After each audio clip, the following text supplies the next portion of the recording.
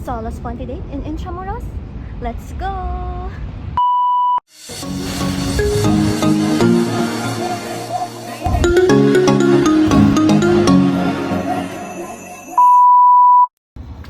Good morning!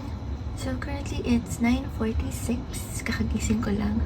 Para pa kang sukulay. And first day of my day off, pupunta tayo ng Intramuros.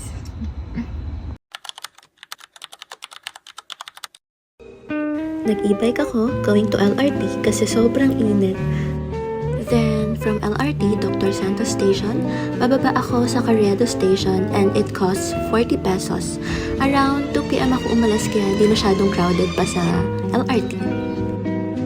And then, pagbaba ko sa Carriedo, tumawid ako dun sa dating BPI building and nag-wait ng jeep na may Pier 50 na signage. Mabilis lang, parang mga 3 minutes lang ako nag-antay. Fare is 13 pesos, then nagpababa ako sa Manila Cathedral. And nandito na ako sa Intramuros. Nag-register muna ako ng drone before ako gumala. Sa Casa Manila, nag-rent muna ako ng bamboo bike to roam around Intra worth 100 pesos per hour. Mag-iiwan lang kayo ng ID nyo. Hindi ako expert mag-bike, so hindi ko mataas. After approximately 5 minutes of biking from Casa Manila, nakarating na tayo sa Baluarte de San Diego. Entrance fee is 75 pesos, pero sa Klook ako nag-book para may discount. Nice dito, maluwag yung place, pero di recommended pumunta ng tanghali kasi sobrang init. Alam niyo, nakaka-enjoy din umalis mag-isa. Before, nung wala pa akong partner, though ex ko naman na siya ngayon. Ayan, before, nagta-travel talaga ako nung nag-work pa ako sa airline. Free flight so sinusulit ko. Ayan, nagta-travel ako sa Bora, one day, solo trip, Siargao. Saya. Parang, alam niyo guys, yung apaka-liberating sa feeling na kaya mo mag-isa. At ngayon, nagagawa ko ulit siya. Cheers to me! From Baluarte, nag-bike ako pa Fort Santiago around 7 minutes. Entrance fee is 75 pesos as well, but booked via Klook. Nagka-problem ako sa booking ko kasi wala nang available slot for today. Buti pinayagan ako pumasok kahit ibang date yung naka-indicate sa booking ko. Umukulan. Pero nandito tayo sa Fort Santiago and then may ceiling naman tayo. Kita ko.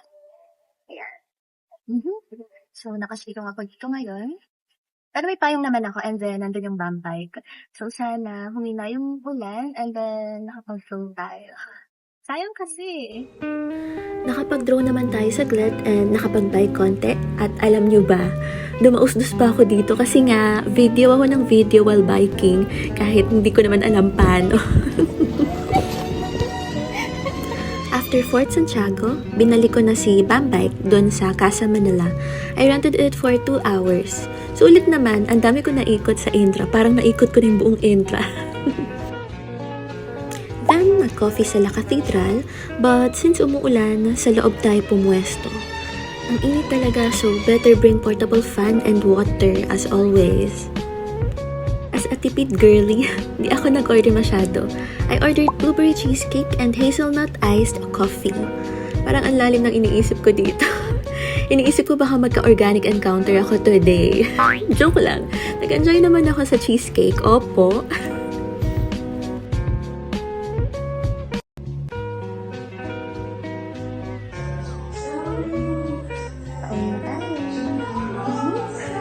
Pero, ayun, successful naman. Siyempre, di pwedeng umuwi ng di nadaan sa Manila Cathedral Church. Ewan ko, pag nasa church talaga, ang peaceful sa feeling. Para kasing, alam mo yun, pwede kang magsumbong kay God without any judgment. After church, tumawid lang ako sa tapat and nag-antay ng jeep. Kahit anong jeep ata dito nadaan sa LRT, hindi ko lang sure. Pero better to ask the jeepney driver na lang kasi ako, risk taker ako. Nagpababa ako sa Carriedo Station, fare is 13 pesos, and binaba ako sa dating BPI building ulit.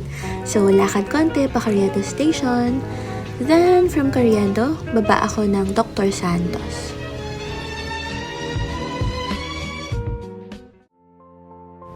I learned and realized a lot today.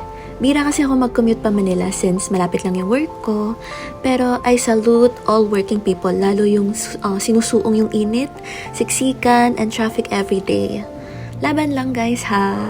Sobrang effort nyo. I mean, sobrang grabe yung pinagdadaanan nyo everyday. And I admire you all.